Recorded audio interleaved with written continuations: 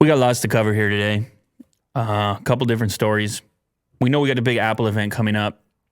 There's always Apple news in the news. That's how the news works, Will. Oh, yeah? Yeah, but before we get into today, my goodness gracious, what's happening on the chair over here?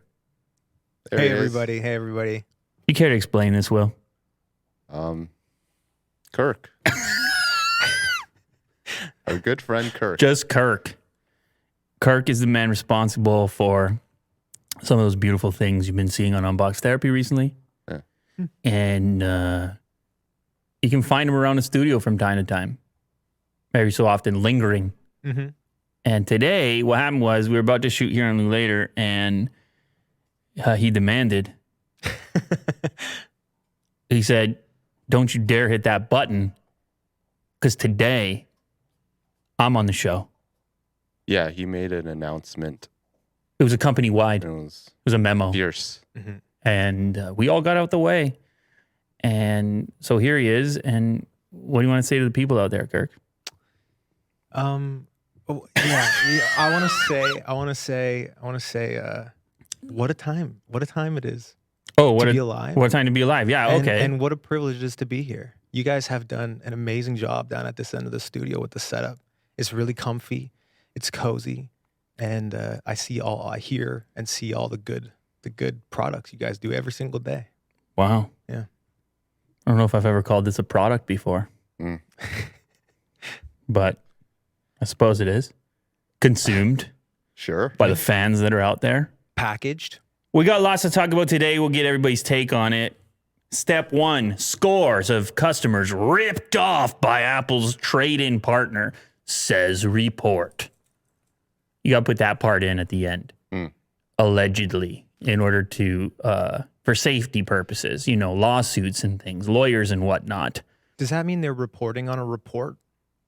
Absolutely. Oh, okay. What do you think we do here? We're reporting on a report that reported on a report. On a report. Everything's a report. Multiple users told The Verge the price quoted to them was revised by Phobio, strange name for a startup, for problems that didn't even exist. So here's the way this works. Break it down for you. You go and trade in, I guess in this case it was a MacBook Pro, and there's this third-party company that's sort of endorsed or at least affiliated with Apple directly, calling themselves a trade-in partner. And I guess Apple sort of gives you an idea of what to expect for your trade-in value if you send in your old device, and then how much that's going to offset the cost of the new device that you're hoping to buy. But what appears to happen in this case is they give you a rough idea, and then you get your official quote for the used good, and it's less than the indication was. And you're far along at that point where maybe they got you. Maybe you don't want to start the whole thing over, so you just take what they put out. I don't know. In this case, this individual was told he was only going to get $140 for his MacBook Pro. McGloin was told his MacBook was worth just $140, less than half what Apple originally quoted. Now, he was told that the reason for this was that the display had 3 or more white spots. That's what it said in the Apple Store app. So I guess the whole thing takes place inside the Apple Store app. Now, these white spots, those like washed out thing on an LCD display. Nobody wants it. It's an expensive component. I'm surprised it's only $140 for a MacBook nonetheless. Yeah, in working condition as well. Working condition, because I've been around these MacBooks. One of my early businesses, I was reselling, fixing. People don't believe it. I got to keep telling them. And so I seen a white spot on an LCD. Not like a dead pixel. You're not talking about a dead pixel. Just like a washed out portion. From the backlight? It could be some kind of bleed. It could be some type of burn in, right? It all depends. But nobody's going to want to look at it. And then ultimately, I guess this company, they have to make their adjustments once they actually have the physical product there. But see, the problem here is once a person has an expectation in mind, then I don't care where it happens in life. Once a person has an expectation in mind,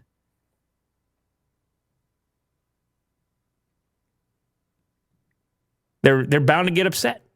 Yes. They're bound to be irate. You budgeted for this thing. You're about to get the upgrade going. You budgeted for it. Uh-huh. They told you you're going to get 300, or in this case, 280. You're like, okay, cool. I'm cool with that deal. Next thing you know, the 140 comes across. I didn't have the extra 140. Yeah. I was already going to do something else with that 140. I was going to upgrade some RAM or buy some DoorDash, well. Mm-hmm. Fine meal.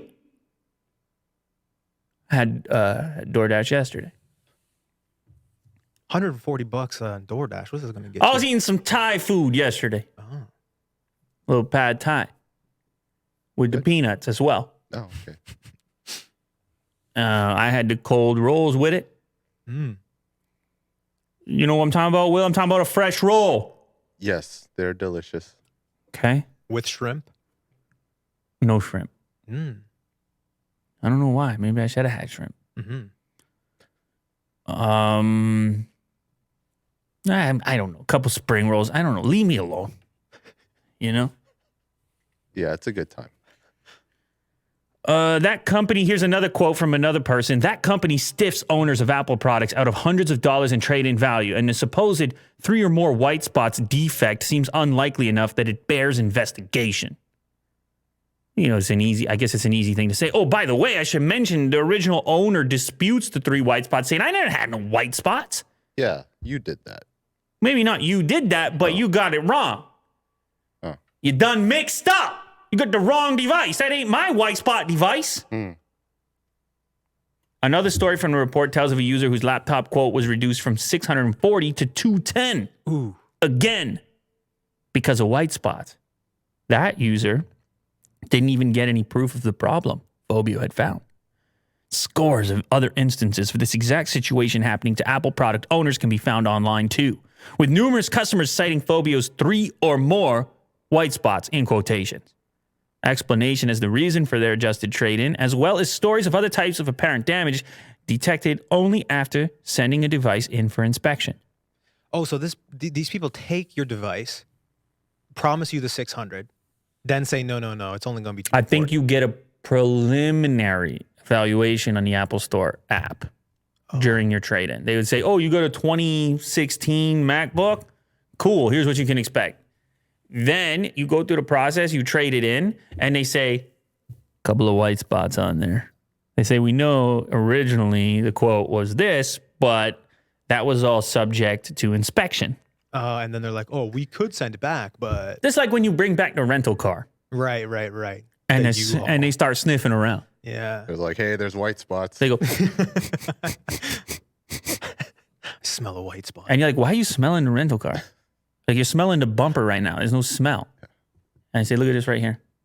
And you walk over, you're like, you just did that. I didn't do that. Or that was there before. But actually, I should say, I rented a lot of cars in my life, and I actually never got screwed on any of that. So, okay. Shout out to the rental car company. I'm sure somebody has, but they do the inspection before you take the car, so you can then say, no, look, that little dent was already there. Yeah. But this is it's so tough and nuanced. Like I said, I would get these trade-ins in the old company that I had, and it'd be tough to tell people, you even right in front of them, to say, do you see this spot right here? You're looking at it in front of them, they'd be like, what? That's nothing. And you're negotiating, and somebody thinks it's a bigger deal, somebody doesn't.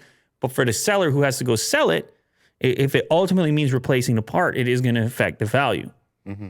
But it still is not a great experience, and Apple's going to have to evaluate if it's worth it to even be involved in that side of it, to trade inside of it, or if they can somehow find a way to get the estimate closer to what the individual ends up getting.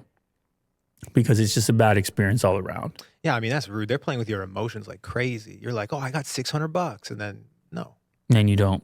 You don't ever want to tell somebody they have something they don't have. I think what you need to do in the front end, and I'm sure they do some version of this, is have a person really meticulously describe their specific unit and in some way put the language. I'm sure there's some of it. They got lawyers. I'm sure there's some of it. Put the language in there where it convinces the individual to really inspect their thing. Maybe you do the estimate over video. I don't know. This is all very difficult. A couple of photos never hurt anybody. I don't know. Yeah. Today's sponsor is Babbel. Who hasn't thought about the idea of learning another language? How cool it would be to have a couple of languages in a backpack. You know what I'm saying? To impress. Not to communicate. Well, what are you doing with this impressing? I would like to impress. You want to impress? Yeah. It would impress me if you could throw down like some Indonesian, some Norwegian. All I want to do is if I ever had to travel somewhere, just the utility of it. If I end up over there, to feel as if I have some grasp of what's going on. You ever been in a situation where they're talking about you in another language? And you're like nearby, and you're like, and there's body language too. Oh, tons. Giggling. They're like this guy over. They're like this guy over here. Like, hey, I'm beside you, buddy. I'm right here. They're like, no, we're not talking about you. And they like, keep pointing. Yeah, happens to the best of us. Either way, you don't ever have to have that happen again. I remember being a kid actually and going on a trip to Quebec, and they were like, no, in this restaurant, you've got to order in French. And of course, we took French. Like, I knew some French, but it wasn't great. And the waiter's like, what? Very annoyed with all of us because the French teachers were forcing us to order in that fashion. But imagine how annoying that would be. Yeah. Bunch of kids. For everyone. Barely grasping on the thing. And it's not a good time. Anyway, this is better. Learn the thing. Learn a little bit. And Babbel's going to do it for you. You can try Babbel for free and start speaking a new language. Look at the list over here. 7-day free trial, Spanish, French, German, Italian. What is that? Almost 17,000 reviews on Trustpilot. Start speaking right away in a conversational way. This is the #1 selling language learning app that is addictively fun and easy to learn a new language. Whether you're traveling abroad, connecting in a deeper way with family, or you just have some free time, Babbel teaches bite-sized language lessons that you'll actually use in the real world. 15-minute lessons make it perfect way to learn a new language on the go, and they design their courses with practical real-world conversations in mind.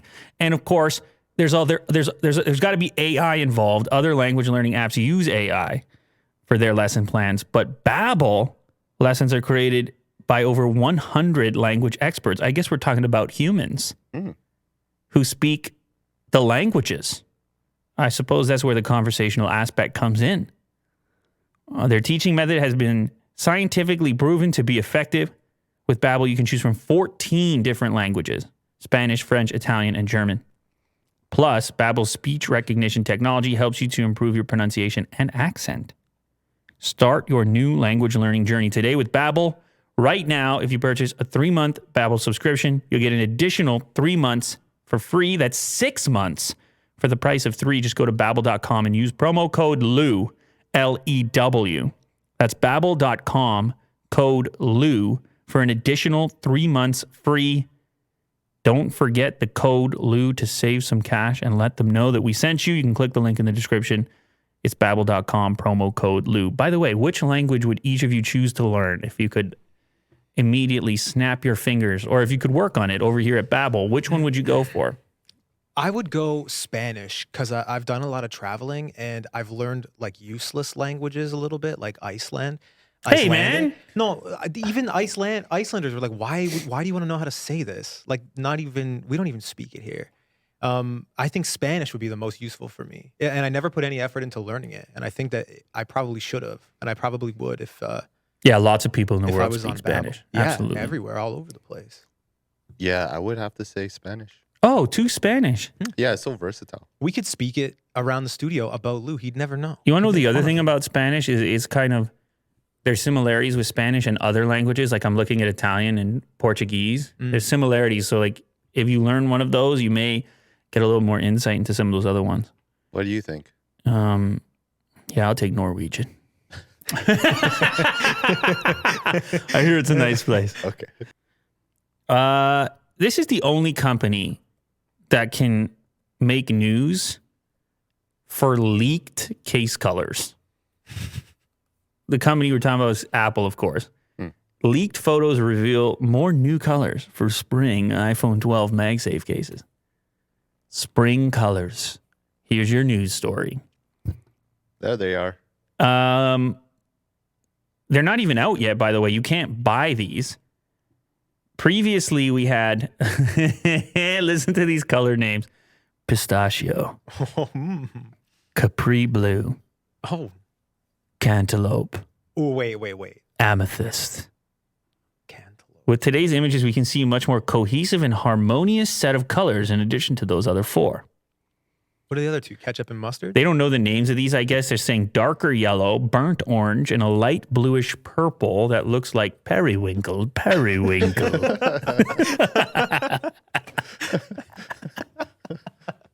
Can you say that one more time? Periwinkle.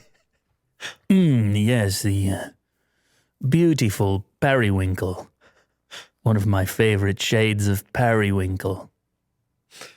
Yeah, so they got some new colors coming out, and it makes news because you're Apple and it's 2021, and they want people to have 47 of these different cases so they can just swap it out for whatever mood they happen to be in. Of course, the question for you guys, much like the language one, is which color would you go for of the new spring lineup?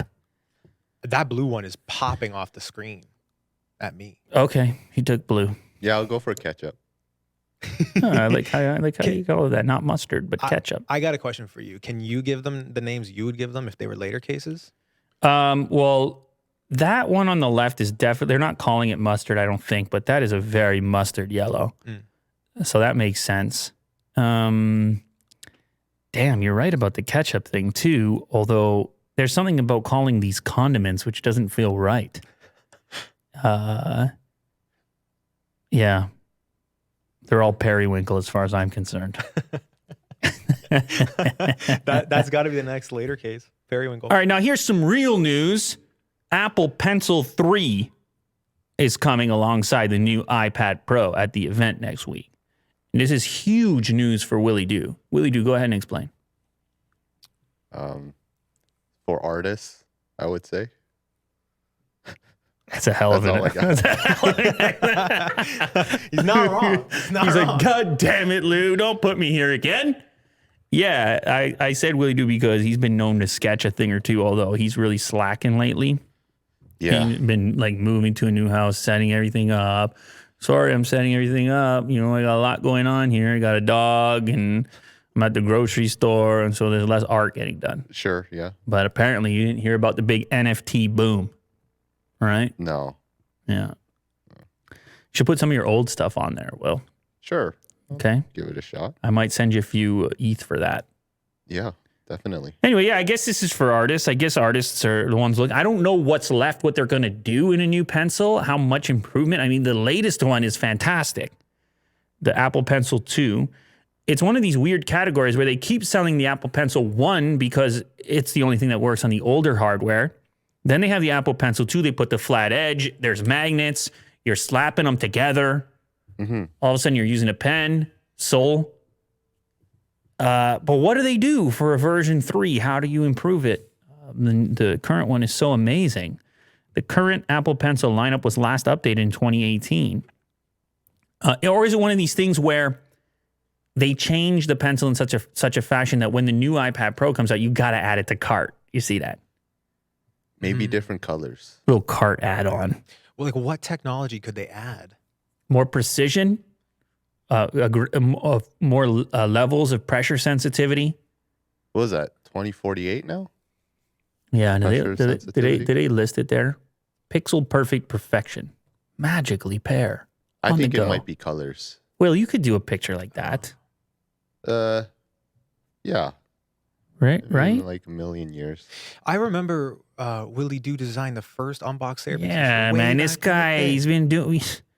Don't get him started because he's going to start talking about web design and the fact that he's done everything in the world. Oh, okay. That he's Yeah. basically Forrest Gump. You know what I will say though? Remember when we shot an earlier video about the Apple car? And, the concept of it, like how it would look like if I drew it? Go on. I did draw it. I took some time. Ooh. Wow. I didn't show it yet, but I will. Wow. I'll bring it up next episode, and I'll present it. Easy. Jeez. What? What did you draw it on, Will? Just a pencil. Like on paper?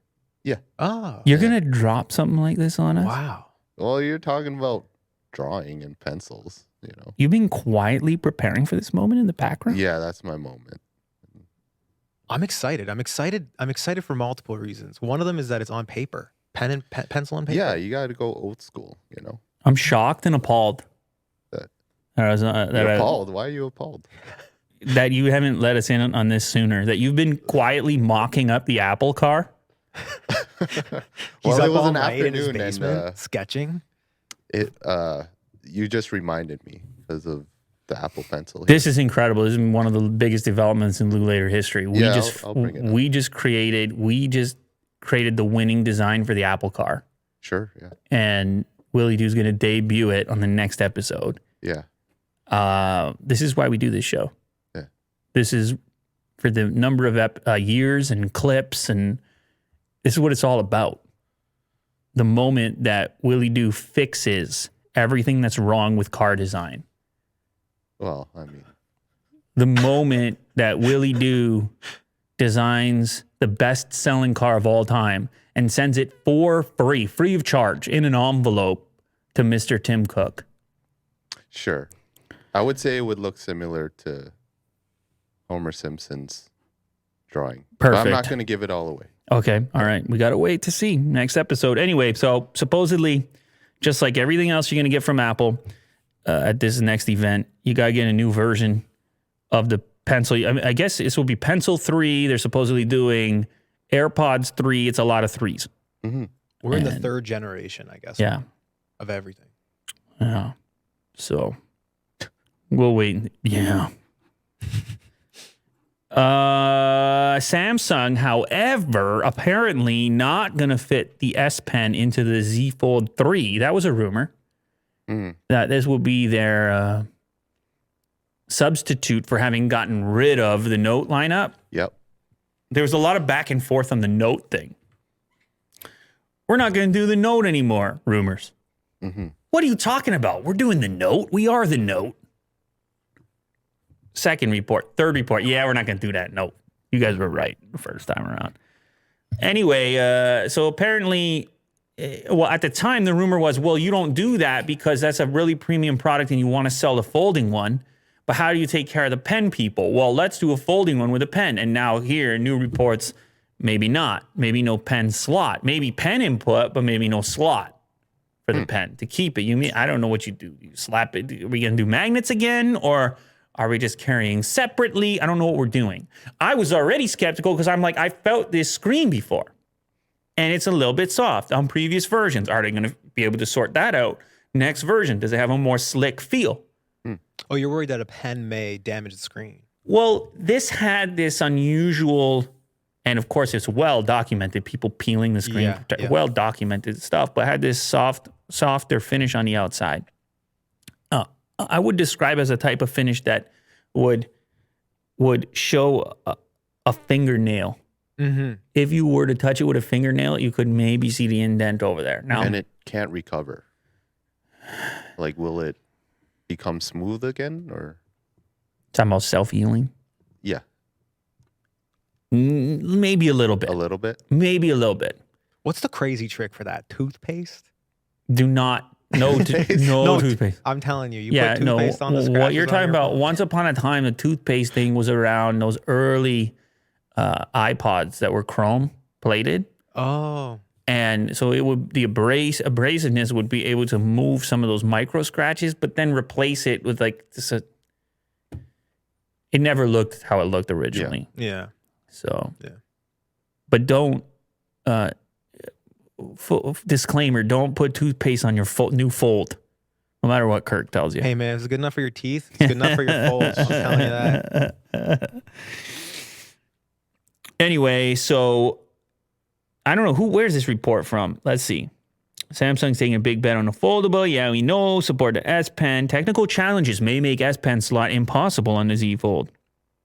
Initially intended to make room for the stylus, but it is now reconsidering the idea for two reasons. The device doesn't have enough space for a stylus compartment, and second, a stylus could expose it to water and dust damage. It's already, people think of it as being a fairly fragile device comparative to some of the more slabby slabs. Anyway, we'll have to wait and see. It is just a report, just a rumor, like so many things. But what do you guys say? If you had to bet on it, Z Fold 3, pen slot or no pen slot? No.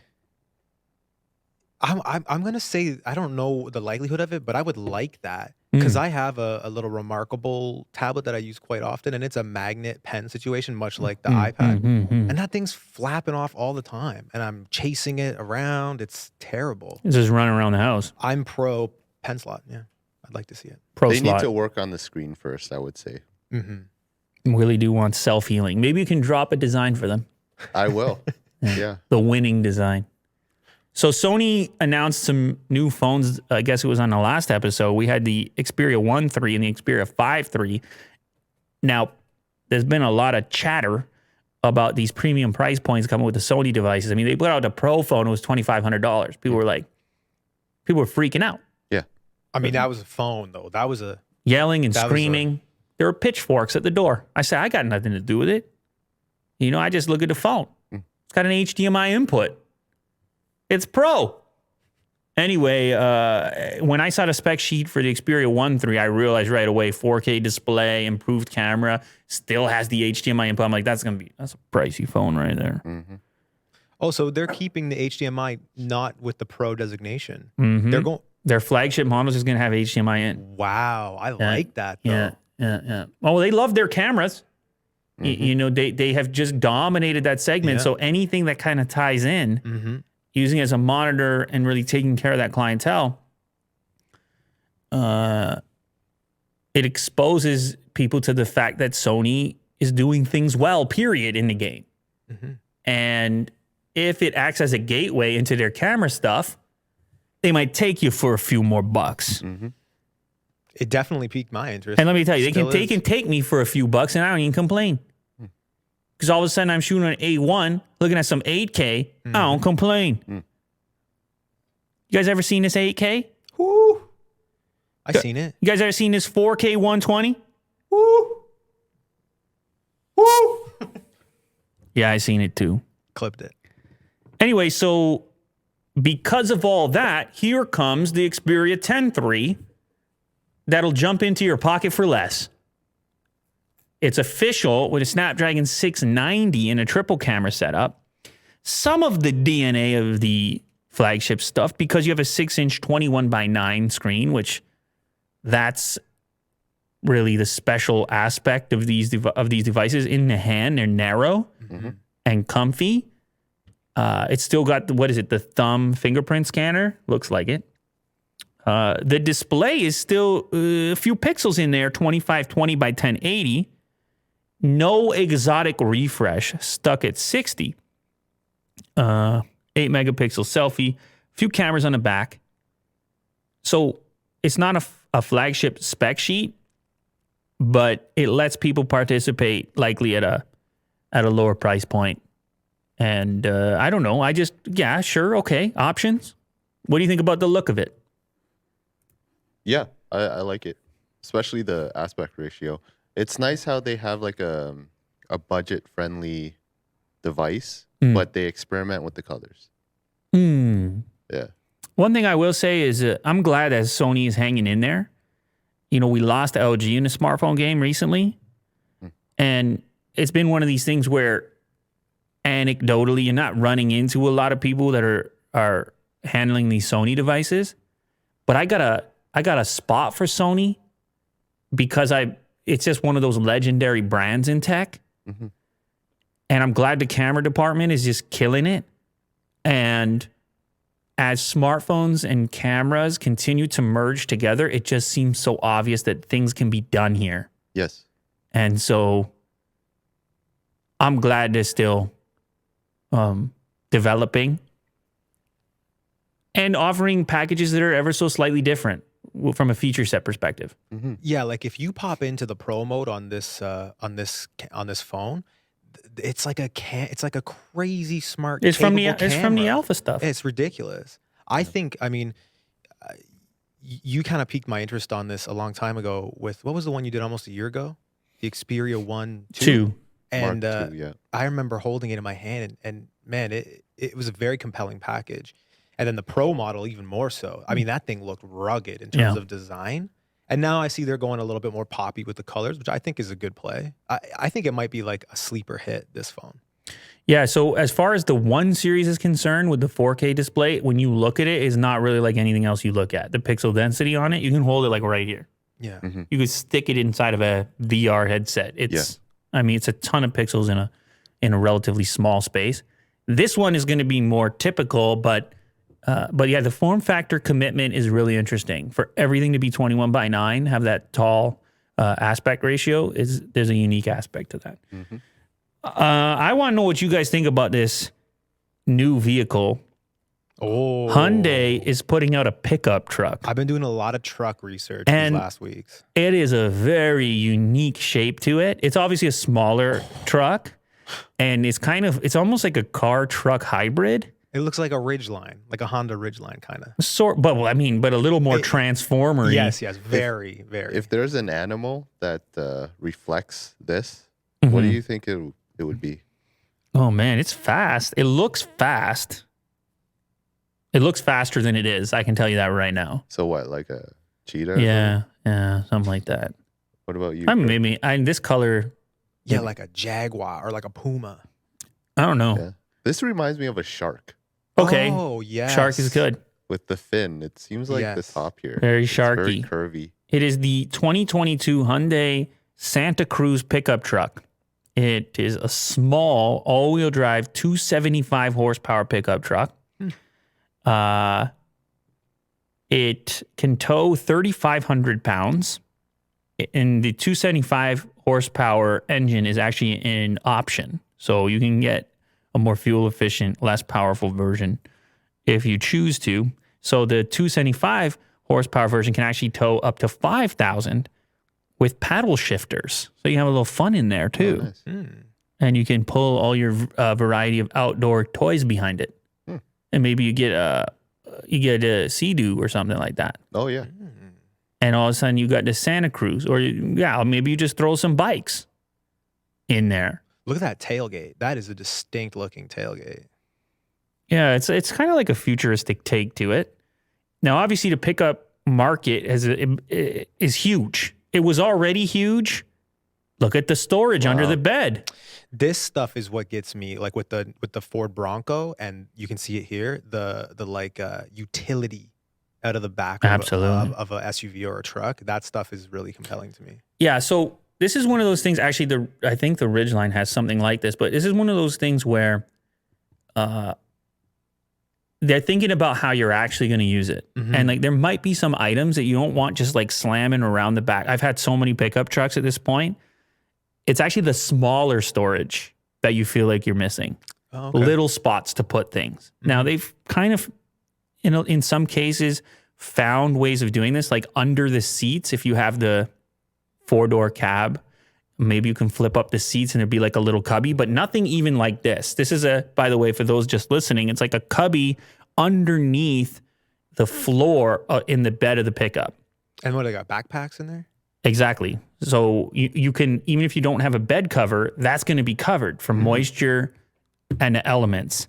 And you could also probably just throw ice in there and use it as a cooler.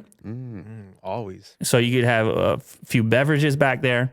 But I do need to mention, as cool as that is, that's a very short bed on that pickup truck. What is it, 4 feet? You are not getting a ton of longer items in there. So we're just going to have to put that out there. Anyway, they do have a chart here putting it up against some of its competition as far as the scale of it, but it is small. It's smaller than the Tacoma, smaller than the Ridgeline, and smaller than the Frontier. The length of it is 195.7. It's narrower than the Tacoma and Ridgeline, though it's a little bit fatter than the Frontier. It's shorter, way shorter, about 4 inches shorter than the competition. So it is one of these car truck hybrids. This is kind of interesting to me, though, thinking about the clientele. There's a lot of trucks that are big, right? I mean, that number one selling truck is the F-150 is much bigger than this. This is for a new class of individual who might want utility on a weekend, but during the week has to park the thing. That's me, yeah. Has to park it in you have a tight amount of space.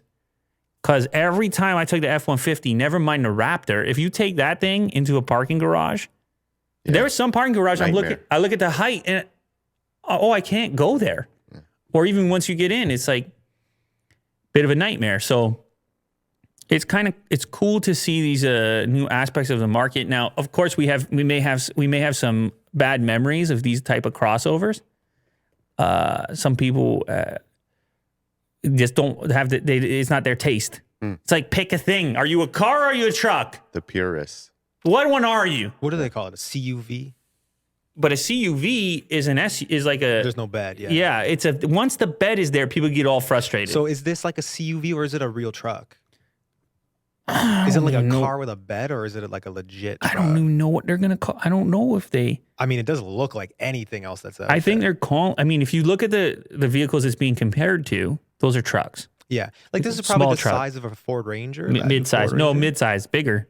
Bigger than the Ford Yeah, Ranger. it's Tacoma Ridgeline Frontier is the range that it's in. Just a little bigger than that, I guess. What about this detail I just noticed on the front? And if you scroll down, well, there's I think a better picture right here. Look at the headlights. Look at how they're like segmented. Yeah, that's very different. It's a really, really interesting design. Yeah, the front end is pretty distinct. You'll notice this on the road. Like it's a distinct look. You're going to notice it driving around. I also saw a Hyundai 4Runner competitor like a couple months ago. It was like a leaked image and it looked so gnarly. Like they're doing some interesting, innovative designs. They're doing things. They're doing things, but people are just going to have to figure out if they're okay with this type of hybrid thing. I don't see why not, man. I love utility as well. Yeah. And I love to see every single version of it. I got a question for Will. Will, what about that color? I like the color. You like it? Yeah. What would you name? What does the color even name? What would you say it is? Old Ninja Turtles. I don't know. It's more gray, I guess. I like that. That's it's a nice solid color. Accurate. All right, guys, what do you think about the idea of refurbished sneakers? This is a weird one. I'm in because I seen the space hippie stuff Nike's doing. No, not that. I'm talking about somebody had these sneakers, didn't use them very much, returned them to the store, and then Nike refurbishes them. I'm into it, man. I'm into it. Nike to clean up used, returned sneakers and put them back on shelves in 15 stores across the U.S. at a reduced price to lower consumer waste. To qualify for refurbishment, the sneakers need to be returned to Nike stores within 60 days of purchase. Nike lists the steps to return the shoes on his website. I suppose if you ordered online, you could return them that way too.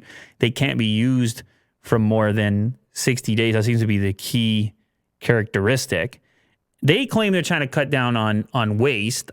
I suppose there's also some sort of economic incentive for doing something like this.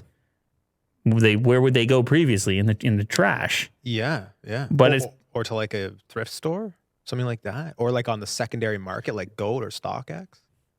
If you return to Nike, I don't know if Nike does that. I see what you're saying. These are Nike's returns. They would go to another seller or get shipped somewhere. I'm not sure, but the fact that they're claiming that it's going to reduce waste to me implies it went into garbage. I got you. Yeah.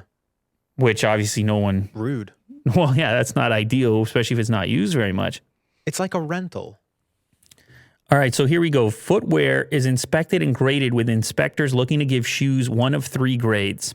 Shoes given a 1 will be designated as like new or near perfect condition with no sign of wear or flaws. Or in great condition. Yeah, okay. From there, the shoes are placed back for sale at a reduced price. Up to 15 U.S.-based stores will carry the refurbished footwear. By the end of April 2021, 2 of those are going to be in Florida, and 3 will be in California. And they continue to explore ways to reduce the amount of waste. So both of you guys are into it. Both of you guys would consider if you saw the reduced price refurbished model of sneaker, and it was next to the new one, which cost a little bit more, and they were both available in your size, sitting right there. Which one do you go for? I would definitely go for new. I can't do this. Yeah, I mean, I would go for new. I think where it hits is if it's like I was looking at some Jordan 4s the other day, and I was looking at them on StockX, and the price on that was through the roof. Like, it was insane. But if you had like a used, I mean, this is 60 days. Obviously, I know it's a different thing, but if you had the option just to get like a worn pair that was kind of hard to find, or just the option to have it. I mean, when I was young, I remember I got my first pair of Nikes at the outlet store, and I was popping off. Like, everyone was like, "Yo, nice Nikes, man." I had never experienced that in my life. So I think if it can open the door up to like some people who otherwise wouldn't have the opportunity to have some Nikes, like some nice shoes. I mean, nothing beats a nice shoe. So you would? I would. Yeah, I'd go for it. Yeah, okay. I think so. I mean, I'm wearing Lou's old shoes right now. Refurbished. These are Lou's old shoes, actually. Did you refurbish them, though? They are refurbished. Yeah, I refurbished them. If by that you mean like I took them off the floor from the old studio, yeah, or refurbished them. Are you ever concerned about who worn them? But every day I put them on. Yeah, I'm like, Lou wore these. Well, you know, stinky, Lou so wore stinky. Them. But what about at the store? Well, the thing is, though, that Nike's going to put it through its process. And then you have to just trust their process. The question becomes whether you trust their process for hygiene. I'm going to steam them or brush them up. I think there's an image of somebody cleaning it here. It's the bowling. Yeah, I mean, thing, you can see there's an actual person going through and taking a brush to the sneakers and cleaning them up. That's how the program works. So, yeah, I don't know how much this impacts or affects the secondary market, because in a lot of cases, whether it's GOAT or StockX, that those sneakers, it's easy to see the value, and the person can post it. Why would they even send them back if they were hard to get? Right. You just post them if they're used. I think this is more going to apply to sneakers that are not all that limited and not in tremendous demand and would go in the trash because they have nowhere else to go. Right. I presume, although she's cleaning up some Jordans right there, I don't know if there's anything special about them or not. But either way, I think it's a good move. I think it is unfortunate. You know what I hate about sneakers is, like, they get dirty, right? Sneakers get dirty. And oftentimes I think people will pick up a new pair when their sneaker is perfectly fine. It's just dirty. And they're like, I need a new pair. It's dirty, instead of cleaning it up. So it's such a nuisance to clean them up. You feel like a weirdo. Like, what are you, brushing the thing? And it's a whole night. It's a nuisance to clean it up. This is kind of like a Nike cleaning program. They're like, there's still life in those shoes. Yeah. We're going to find a new...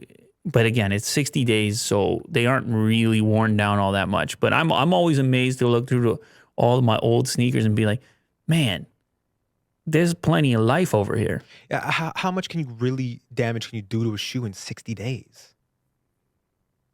It just depends what you do with it. Yeah. You wear it every single day, or if you have a variety to choose from in the first place. Either way, I'm with Will. I would probably buy new, but I'm glad that the idea exists. Yeah, it's out there. I'm glad the idea exists. Amazon, Jeff Bezos, he's doing the rocket thing as well, as you're aware. The rocket thing. Yeah, him and Elon, they're into space. They're into rockets. Space race. And Bezos just showed off a new picture of his NS-15 rocket on social media. Now, this article doesn't make it all that easy to find the actual image. So it's easier to just head to his Instagram. Just type Jeff Bezos Instagram.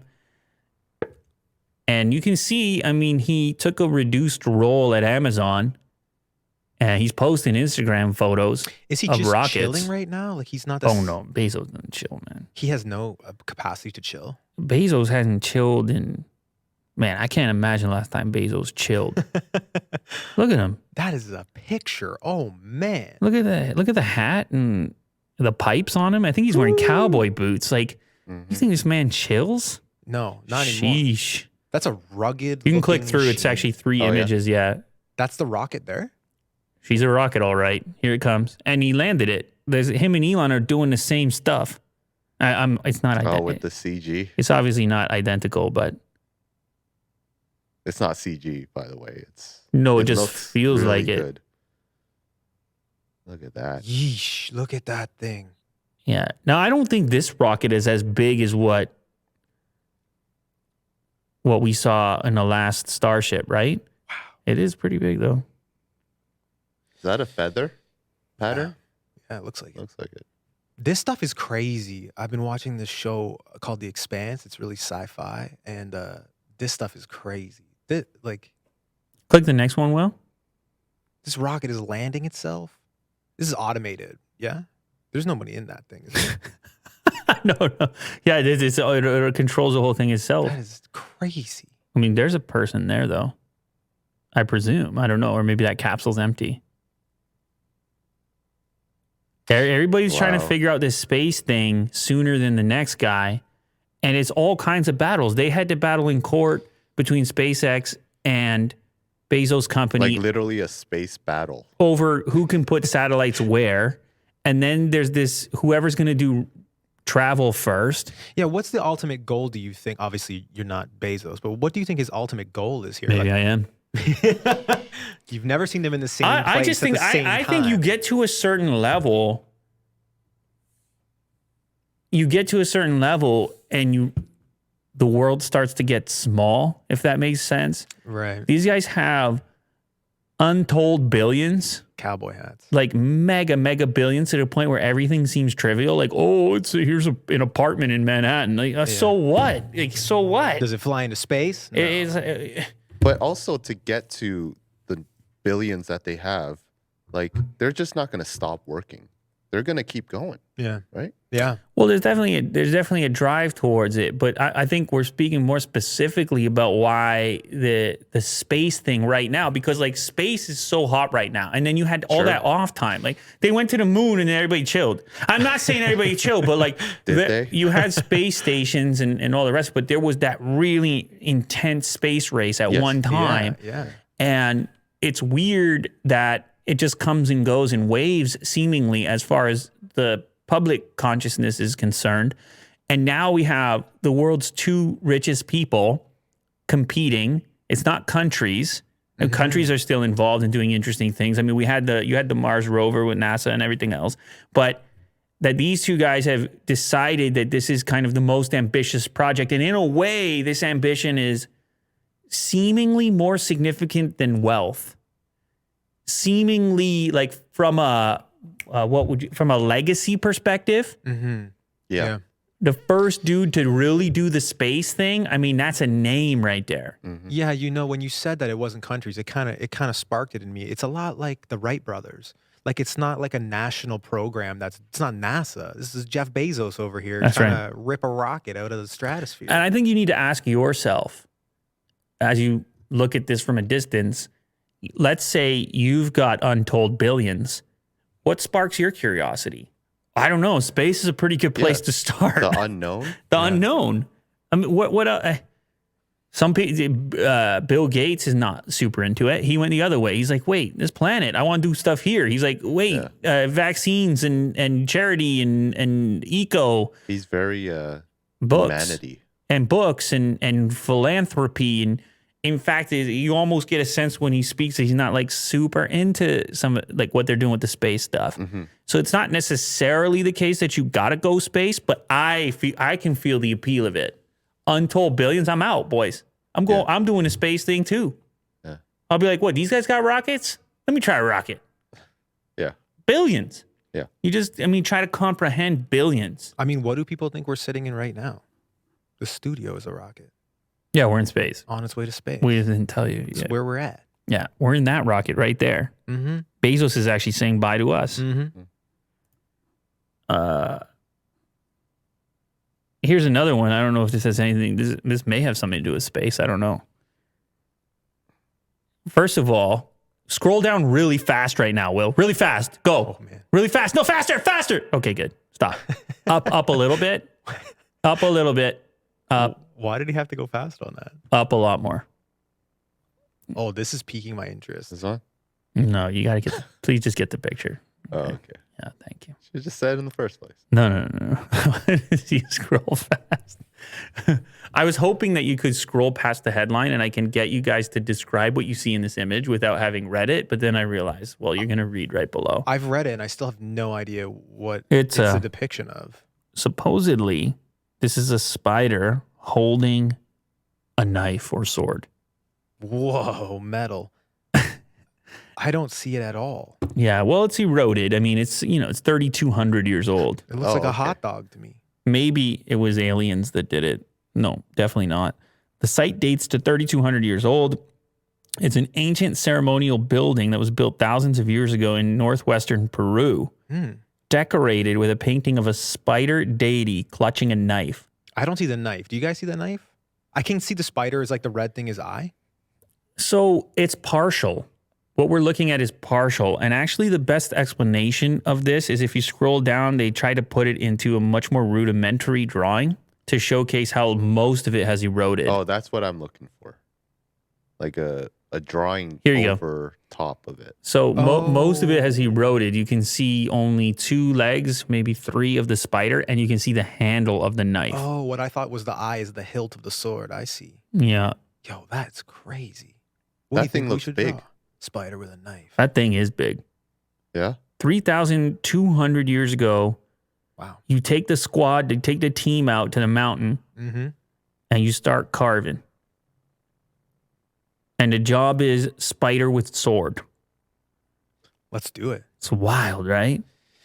You try to imagine the scene at the time, what it would be like, and then how people would respond.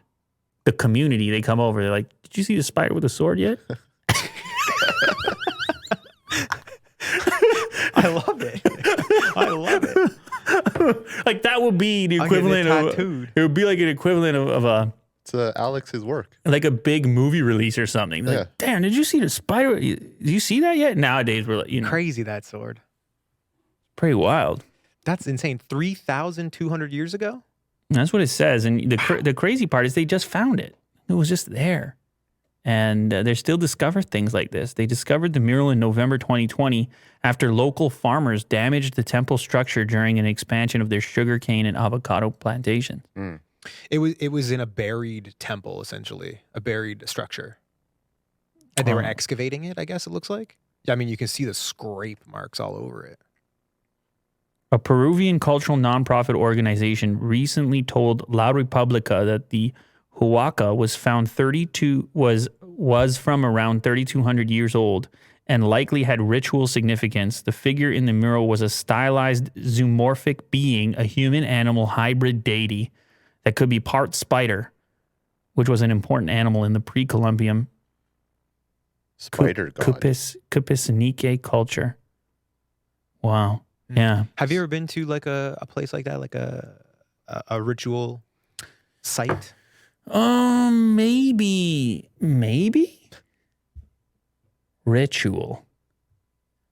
What about in India when you were there? Yeah, I'm just trying to recall right now the memory, I put a lot of hard miles on this one. Needs to defrag. Put a couple of hard miles on this one. You need to here. refurbish those shoes, that's Yeah, for sure. I think I need to talk to Jeff Bezos. I'm pretty sure he can. I'm pretty sure he's familiar with some ritualistic locations in space. I don't know why that one got Willie Do right there. Right? What's that have to do with anything? Nothing. It's just a topic we covered previously. That's all. Because he brought up the refurbished shoes. Yeah, I hear you. All right. You ever drink these things? Well, you ever drink those? Yeah, I'm a fan. Can I just interrupt you're gonna say real the same quick thing. here? You're gonna say the same thing I'm gonna say. I haven't even read the title, but why do they call it boba tea? What is boba Yeah, tea? boba, and then they seem to have simplified it over here to just say bubble tea, but it is boba. That is the right So is boba terminology. like a brand? Or No, it's in reference to the actual little. They don't call it a bubble, they Tapioca. call it a boba. That's what it is. Hmm. Yeah, everybody around here just says bubble tea, Bubble tea. unless you're Willie Do. Will, do you say No, boba? I call it bubble tea. Yeah. One time you and I had an exchange. Oh, on this topic. Really? Yeah, one time we had an exchange. wow. Anyway, yeah, this stuff, I'm not even going to say where it's from because I'm sure someone's going to be offended, but it's a big Taiwan thing, all right? I'm not going to say where the first cup was made, but when I was in Taiwan, I'll tell you what, I had some boba. I'll tell you what. Tell you a thing or two. Yeah. But I also had some street food. I also had the pancake on the street The street food in Taiwan was with the nuts. onion in the night market. So good. I mean, you can see the videos on YouTube. Yeah. People documented it better than I did. Mm-hmm.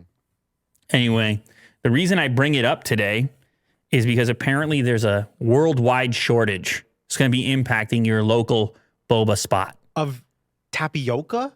Bingo! What? But what's weird about it to me is I feel like at the high-end places, they actually make it with the starch. Mm-hmm. I feel like they just get the bags of the starch. So I don't know the shortage is the actual tapioca starch or the already formed boba. Maybe it's both. What is tapioca? Tapioca is like a root vegetable sort of It's thing? kind of like a rice. Right. So there's a shortage of farming. Both the boba balls, which come from Taiwan, and the tapioca starch used to make them, which come from Thailand, are getting caught up in a significant shipping backlog on both the east and west coast of the United States. The delays are affecting goods beyond boba, including microprocessors. Yeah, we already know about the chip shortage. So I would say in conjunction with the fact that these places are blowing up, there's 17 of them just down the way. Yeah, it's unreal. What's that cocoa place? Blowing Yeah, up. that just opened up on. It's all over the place. Like Yeah. in 2 months, they've opened like 200 locations. It is around. so Yeah, hot right now. They're using all the bobas. I guess it's just a type of thing. Maybe, you know how there's been winners and losers in COVID? Yeah. I think they just soaked up some of the winnings. I don't know why it is, but maybe it's a nice treat. It's something fun that's different. I don't know. Yeah. It's friendly. It's kind of fun. Why is it so fun? The balls. Hey, man. The balls make it fun. Well, I It's think like this is squishy. It's kind of like a meal too, right? It does fill you up it for can sure. fill you up, but it's also fun. Like I think that's why they call it boba now. Boba is more fun than bubbles. Bubble tea or boba tea? I No. would rather have boba tea. No, but boba came first. It was we applied the bubble thing to it. Oh, it was always boba? Yeah, absolutely. Man, I think. I'm misinformed. Yeah. I must be misinformed. It got Americanized, I think. Yeah, that's all it is. Yeah, it's like chicken balls or whatever.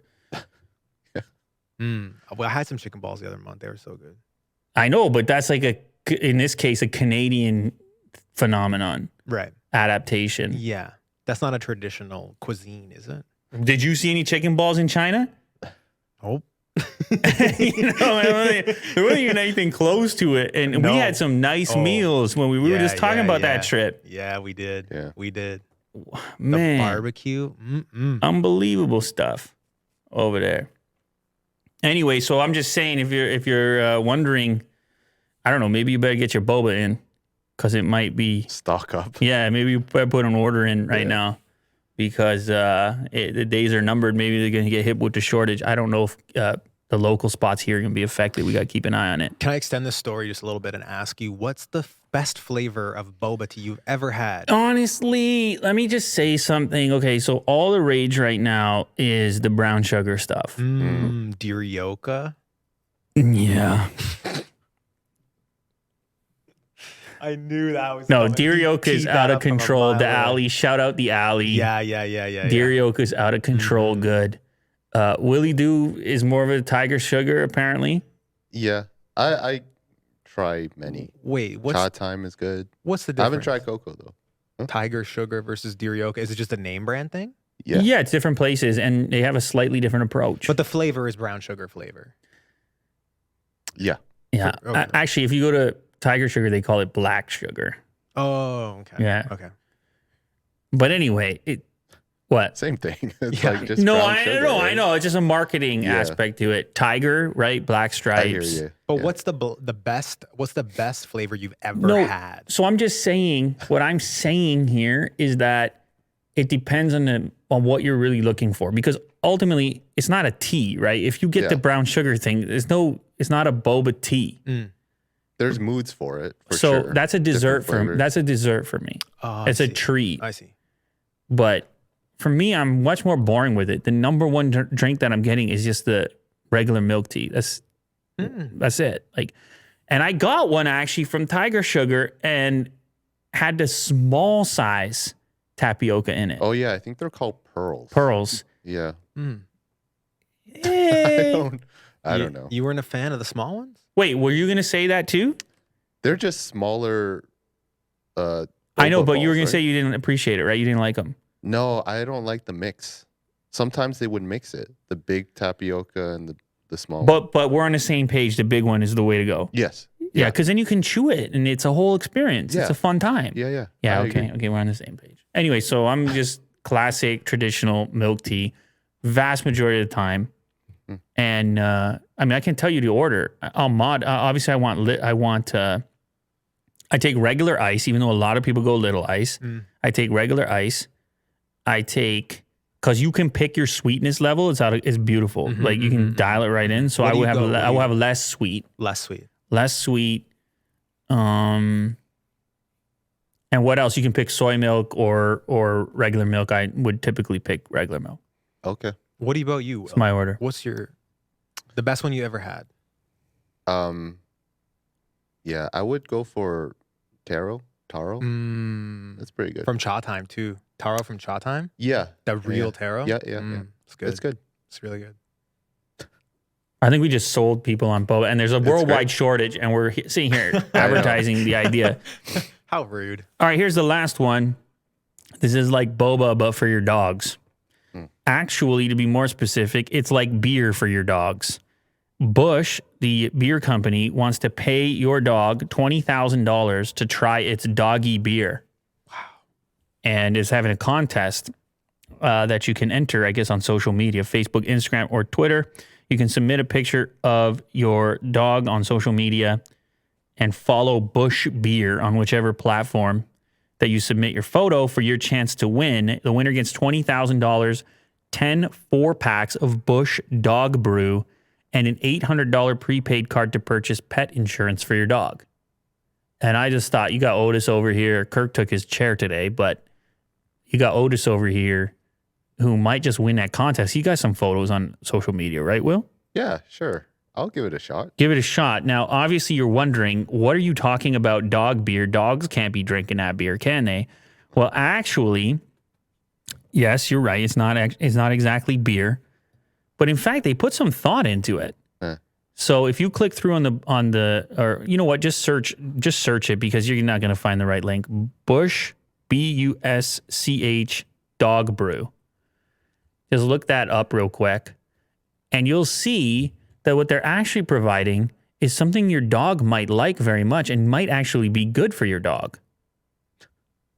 No, I'm saying search it on Google. Oh, sorry. Just search the term to go to the webpage. I thought they were going to explain it in here. Well, no, because I want you to see the webpage, but since it's a beer website, they force you to put your age in, even though it's not, the dog brew is not alcoholic, obviously.